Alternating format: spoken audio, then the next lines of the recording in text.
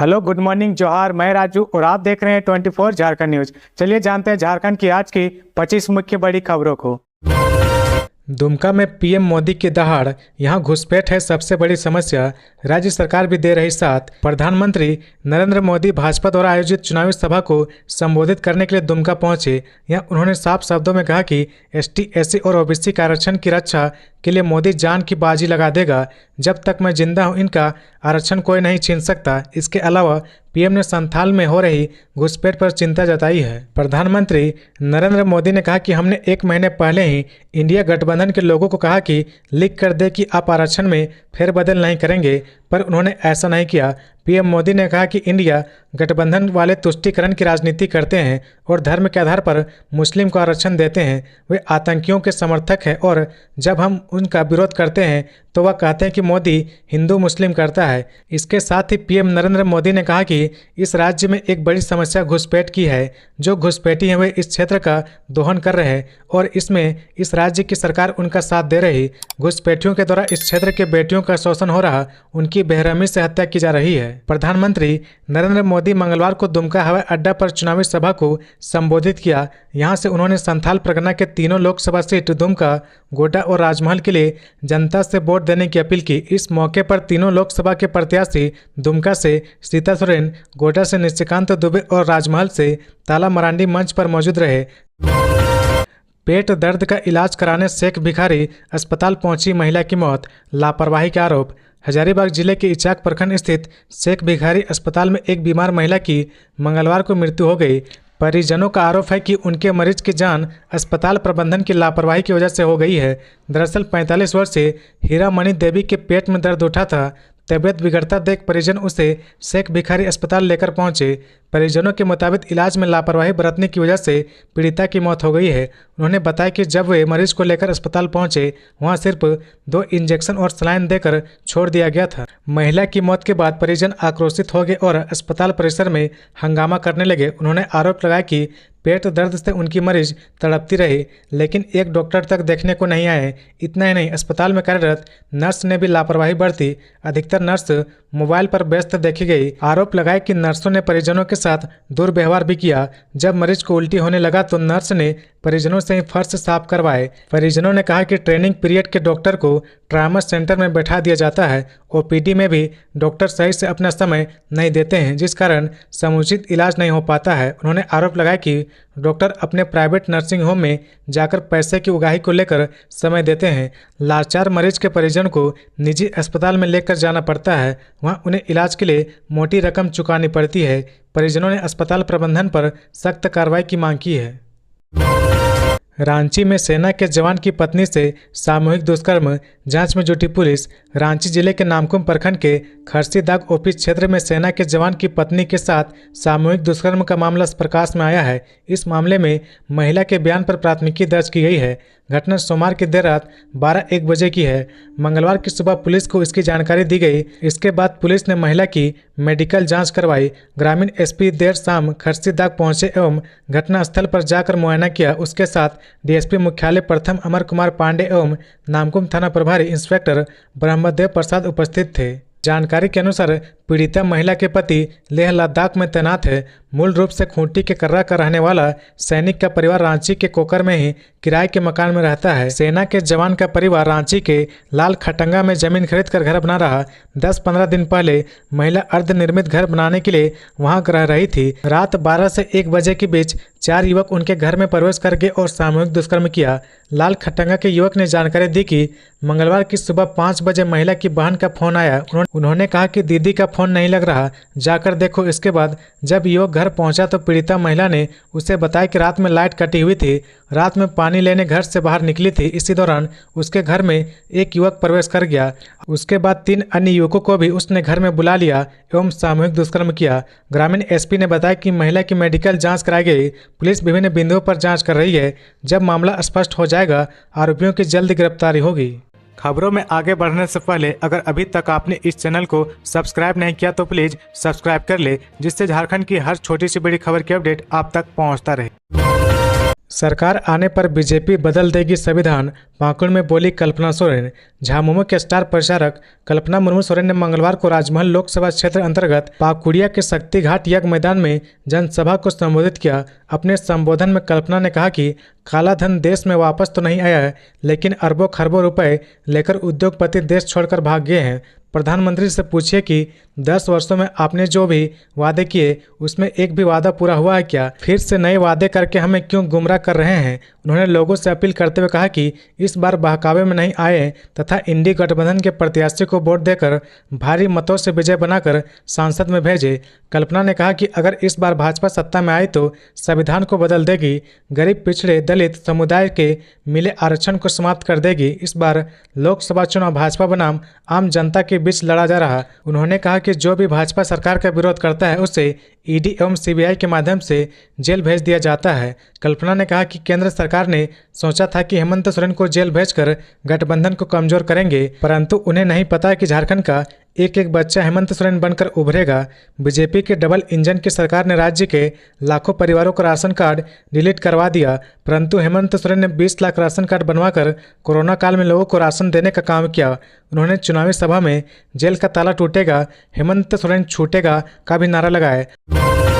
फर्जी हस्ताक्षर कर गबन कर लिए 10 लाख रुपए, किए गए बर्खास्त।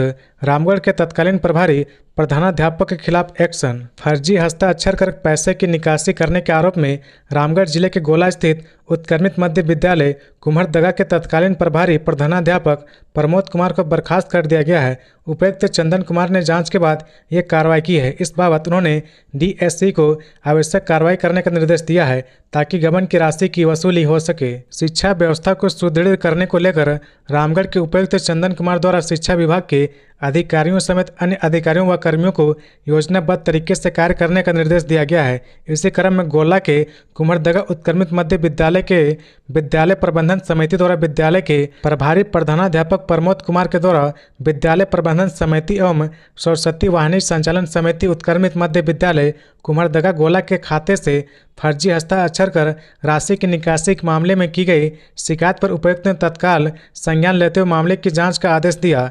जांच में सही पाए जाने के बाद उत्क्रमित मध्य विद्यालय कुम्हरदगा गोला के प्रभारी प्रधानाध्यापक प्रमोद कुमार पर प्रपत्र का गठित किया गया। प्रपत्र का की कार्रवाई पूरी होने के बाद उत्क्रमित मध्य विद्यालय कुम्हरदगा के तत्कालीन प्रभारी प्रधानाध्यापक प्रमोद कुमार को सेवा से बर्खास्त कर दिया गया है।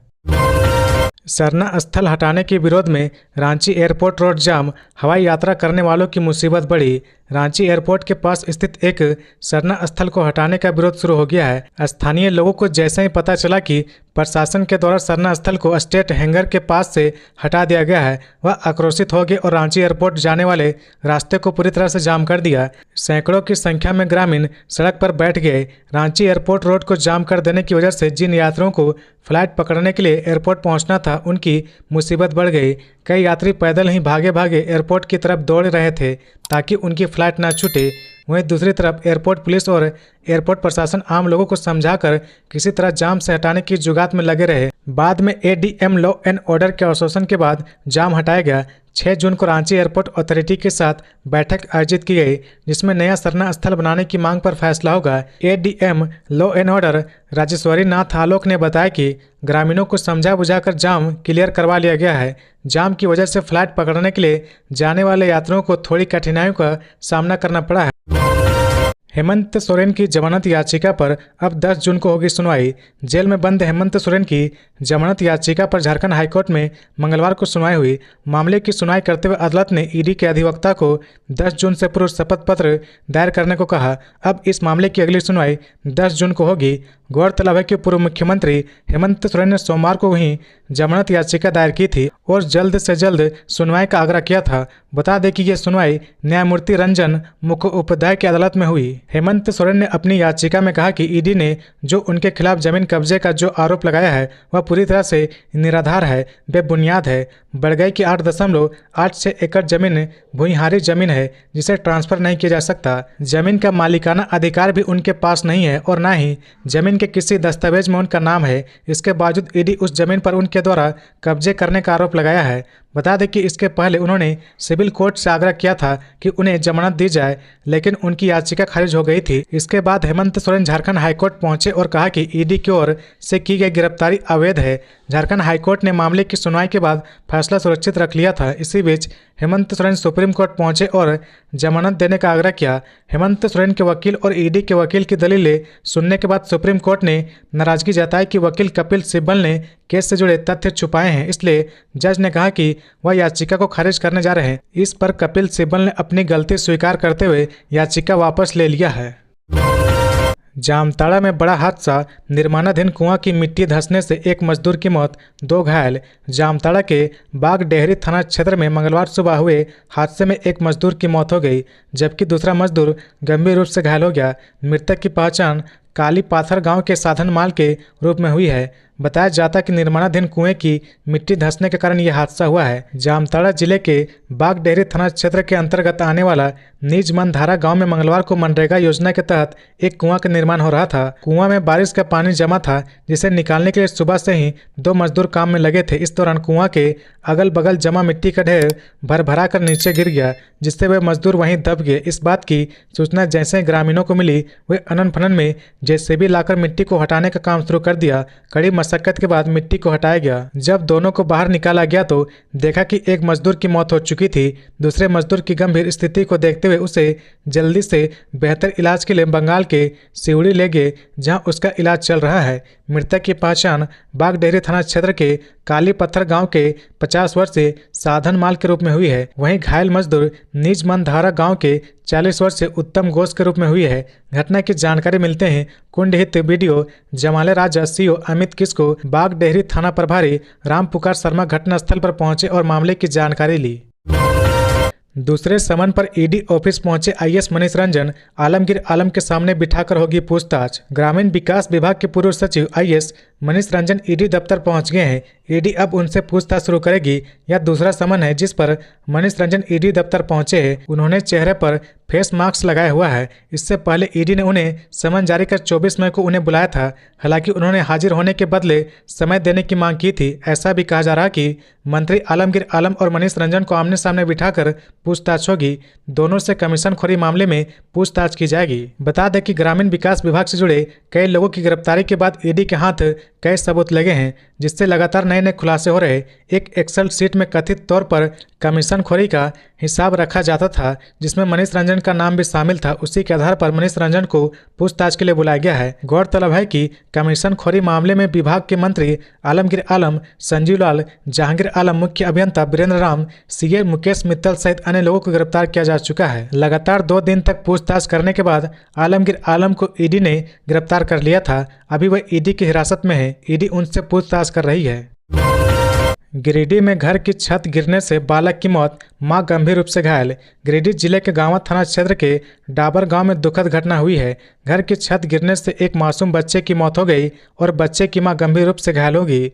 बताया जाता है कि छत की रेलिंग नहीं होने के कारण यह हादसा हुआ है। परिजनों से मिली जानकारी के अनुसार महिला अपने बच्चे को गोद में लेकर छत पर खाना बना रही थी। इसी क्रम में महिला को चक्कर आ गया और महिला गोद में रखे बच्चे के साथ छत से गिर गई। इस घटना में महिला बुरी तरह से जख्मी हो गई, जबकि महिला के पुत्र की मौत हो गई। घर वालों ने बताया कि मंगलवार की सुबह उदय कुमार की पत्नी लक्ष्मी देवी घर के छत पर खाना बना रही थी। लक्ष्मी के साथ उसका बेटा ऋषा भी छत पर था। इसी बीच लक्ष्मी को चक्कर आने लगा तो वह अपने बच्चे को गोद में लेकर उठी। उठते ही जोर का चक्कर आ गया और वह बच्चे समेत छत से नीचे जा गिरी। जोरदार आवाज आने के बाद परिजन दौड़कर पहुंचे तो मां बेटे को गिरा हुआ पाया। घटना के बाद घर में कोहराम मच गया। घायल मां बेटे को गांव सामुदायिक स्वास्थ्य केंद्र लाया गया, जहां मौजूदा चिकित्सक डॉक्टर ने बालक को मृत घोषित कर दिया, जबकि घायल महिला का इलाज करने के बाद उसे वापस भेज दिया।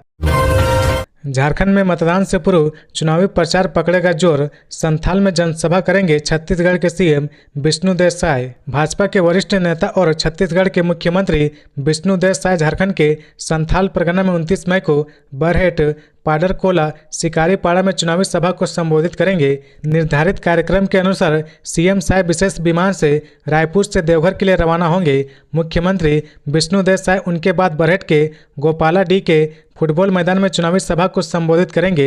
उसके बाद पाडर कोला के फुटबॉल मैदान में चुनावी सभा को संबोधित करेंगे। इसके बाद शिकारीपाड़ा में चुनावी सभा को संबोधित करने के बाद वापस राजधानी रायपुर के लिए रवाना होंगे। मुख्यमंत्री विष्णुदेव साय लोकसभा चुनाव के अंतिम चरण के लिए 1 जून को हो रहे मतदान के पूर्व इन चुनावी सभा को संबोधित करने जा रहे हैं। इससे पूर्व भी सीएम साय खूंटी, सिमडेगा, लोहरदगा व जमशेदपुर में चुनावी सभाओं को संबोधित कर चुके हैं। मालूम हो कि झारखंड में आखिरी चरण यानी 1 जून को 3 लोकसभा सीटों पर मतदान होगा। इसमें प्रदेश के राजमहल लोकसभा सीट, दुमका और गोड्डा सीट पर वोट डाले जाएंगे।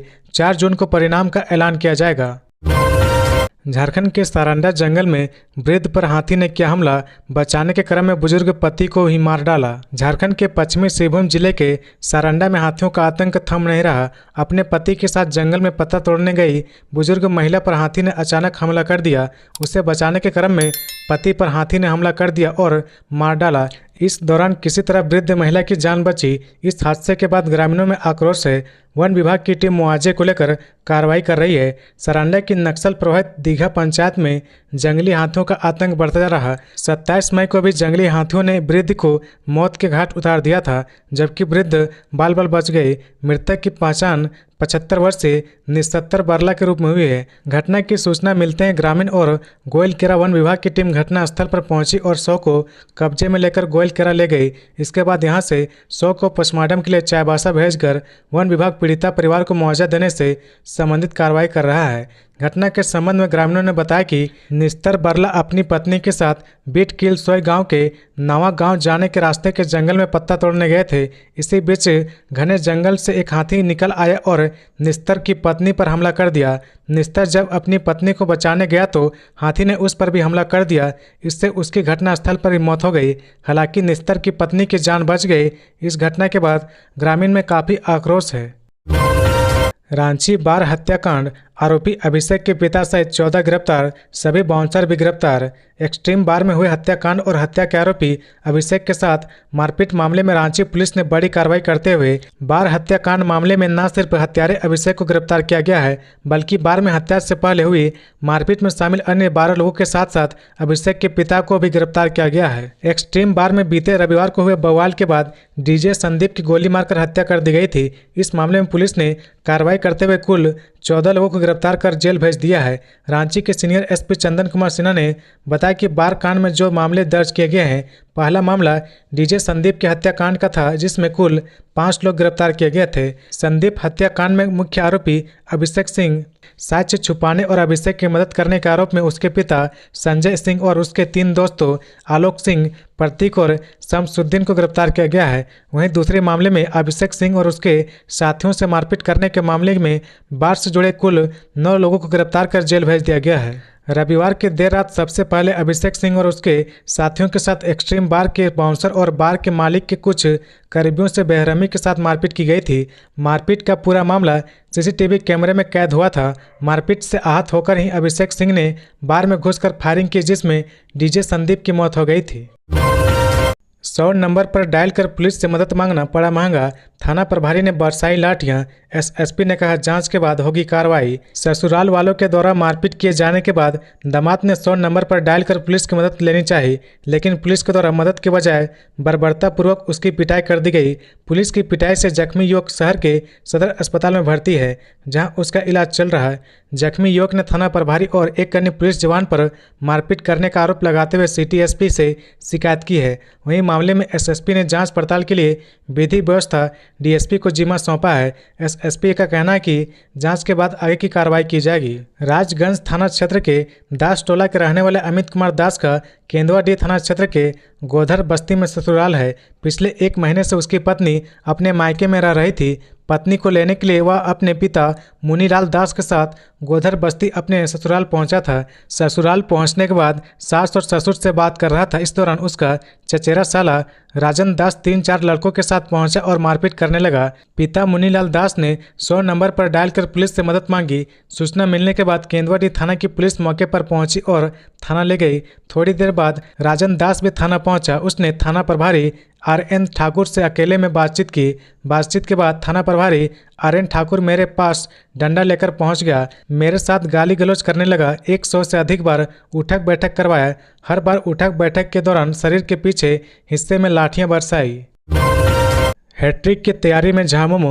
भाजपा ने भी अब तक खिलाया है 2 बार कमल। राजमहल लोकसभा संसदीय क्षेत्र में 1 जून को मतदान होना है। यहां पर भाजपा झामुमो सहित अन्य दलों ने अपनी अपनी जोर आजमाइश शुरू कर दी है। अब यहां की जनता ही तय करेगी राजमहल का ताज किसके सिर पर सजेगा। राजमहल लोकसभा क्षेत्र में पिछले 2 बार से लगातार झारखंड मुक्ति मोर्चा जीत दर्ज करती आ रही है तथा तीसरी बार हैट्रिक लगाने की जुगाड़ में लगी हुई है। वहीं दूसरी ओर अगर हम बात करें भाजपा की तो यहां से भाजपा ने अब तक 2 बार जीत दर्ज की है। PM मोदी ने झामुमो कांग्रेस पर बोला हमला। कहा झारखंड की चर्चा आज नोटों के पहाड़ की वजह से हो रही है। झारखंड में अंतिम चरण का चुनाव 1 जून को संथाल परगना की 3 सीटों गोड्डा, दुमका व राजमहल में होना है। इसे लेकर पक्ष और विपक्ष ने सारी ताकतें झोंक दी है। इसी सिलसिले में मंगलवार को प्रधानमंत्री मोदी दुमका एयरपोर्ट पहुंचे, जहां उन्होंने भाजपा प्रत्याशी सीता सोरेन के पक्ष में चुनावी जनसभा को संबोधित किया। PM मोदी ने जनसभा को संबोधित करते हुए सबसे पहले सिद्धू कान्हू, चांद भैरव जैसे वीर शहीदों को नमन किया। उन्होंने कहा कि यह वीर शहीदों की धरती है। यहाँ पर उमड़ा जन सैलाब ये बताती कि हमारी सरकार एक बार फिर आ रही है। उन्होंने झामुमो कांग्रेस पर हमला बोलते हुए कहा कि ये सभी पार्टियां फिर से सत्ता में आना चाहती है ताकि घोटाला कर सके। आज झारखंड की ये सभी लोग लूटने में लगे हैं। आज यहाँ के चर्चे खूबसूरत पहाड़ों की वजह से नहीं बल्कि नोटों के पहाड़ से हो रही है। प्रधानमंत्री मोदी ने इंडिया गठबंधन पर हमला बोलते हुए कहा कि जहां जहां ये लोग सत्ता में आए हैं आदिवासी समाज और उनकी संस्कृति खतरे में पड़ गई है। उन्हें आदिवासी समाज के हितों से कोई लेना देना नहीं, क्योंकि इनके लिए सिर्फ अपना वोट बैंक जरूरी है। नक्सलवाद, घुसपैठ और तुष्टीकरण इनका हथियार है। ससुराल में छिपा नक्सली समृद्ध गंजू हथियार के साथ गिरफ्तार। झारखंड की रामगढ़ पुलिस ने ऐसे दबोचा। झारखंड की रामगढ़ पुलिस को नक्सली संगठन TPC के खिलाफ मंगलवार को सफलता मिली है। गुप्त सूचना पर कार्रवाई करते हुए पुलिस ने ससुराल में छिपे नक्सली समृद्ध गंजू उर्फ मलिंगा उर्फ मड्डू को हथियार के साथ गिरफ्तार कर लिया है। यह जानकारी SP डॉक्टर कुमार बीमल ने मंगलवार को जिला मुख्यालय में आयोजित पत्रकार सम्मेलन में दी। रामगढ़ जिले के पुलिस अधीक्षक डॉक्टर बीमल कुमार को 27 मई को गुप्त सूचना प्राप्त हुई कि भुरकुंडा OP अंतर्गत सयाल नाला पार में उग्रवादी संगठन TPC के सक्रिय सदस्य अपनी ससुराल में छिपा हुआ है। पुलिस अधीक्षक द्वारा पतरातू अंचल के पुलिस निरीक्षक योगेंद्र सिंह के नेतृत्व में एक विशेष टीम गठित कर त्वरित कार्रवाई करने का निर्देश दिया गया। गठित टीम के द्वारा त्वरित कार्रवाई करते हुए सयाल नाला पार से TPC उग्रवादी संगठन के सक्रिय सदस्य समृद्ध गंजू उर्फ मलिंगा उर्फ मड्डू पिता रथवा गंजू, ग्राम कोयलंग, थाना बड़कागांव, जिला हजारीबाग को 2 लोडेड कट्टा के साथ गिरफ्तार किया है। रामगढ़ के SP डॉक्टर बीमल कुमार ने बताया कि गिरफ्तार उग्रवादी से पूछताछ की गई तो उसके द्वारा बताया गया कि TPC के एरिया कमांडर दिवाकर गंजू के आदेश पर उसका भतीजा बोटल उर्फ विशाल व 2 अज्ञात उग्रवादी मेरे पास आए एवं दोनों अवैध पिस्तौल व कारतूस से इन चारों उग्रवादियों से मिलकर 20 मई को 10 नंबर सयाल डी कोलवरी में डंप के पास जाकर पेलोडर में पेट्रोल छिड़क कर आग लगाते हुए लोगों में दहशत फैलाने की नीयत से फायरिंग इसी हथियार से की गई थी। पुलिस के हत्थे चढ़े बाइक चोर गिरोह के 2 सदस्य गिरफ्तार कर भेजा जेल। पुलिस अधीक्षक के निर्देश पर अपराधियों के खिलाफ चलाए गए अभियान में रजरप्पा थाना पुलिस ने बाइक चोर गिरोह के 2 सदस्यों को गिरफ्तार कर रविवार को पूरी कागजी कार्रवाई करने के बाद न्यायिक हिरासत में भेज दिया है। जेल जाने वाले में आरोपी मरगमर्चा पोखर टोला निवासी इनोद कुमार महतो व सोड़ निवासी विजय कुमार सिंह शामिल है। दोनों आरोपियों के खिलाफ संबंधित धाराओं में केस दर्ज कर पुलिस ने कार्रवाई कर रही है। इस संबंध में रजरप्पा थाना प्रभारी नवीन प्रकाश पांडे ने बताया कि गुप्त सूचना मिली थी कि 2 व्यक्ति मरगमर्चा गांव के पोखर टोला में चोरी की अलग अलग मोटरसाइकिलों की बिक्री किए जाने की बात कर रहे थे। इस सूचना पर अवर निरीक्षक अखिलेश सिंह के नेतृत्व में जयश्री वर्मा सहित के जवानों को कार्रवाई के लिए भेजा गया, जहां दोनों आरोपियों को पुलिस टीम ने घेराबंदी कर दबोच लिया। पुलिस पुलिस के पूछताछ के दौरान आरोपियों ने अपना जुर्म स्वीकार कर लिया है, जिससे पता चला कि इन लोगों का एक संगठित गिरोह है जिसका मास्टरमाइंड सिकनी मोड़ निवासी सुभाष कुमार महतो शामिल है। ये लोग आर्थिक लाभ कमाने के लिए तरह तरह के तरीके अपनाकर मोटरसाइकिल चोरी की घटनाओं को अंजाम दिया करते हैं। साथ ही इन गाड़ियों का नंबर प्लेट बदलकर बहुत सस्ते दामों में बेच देते हैं। हरिद्वार से आए हैं पूजा के लिए अगरबत्ती खरीद दीजिए कहकर महिला को लगाया 2 लाख का चूना। झारखंड के दुमका से छिनताई का मामला सामने आया है।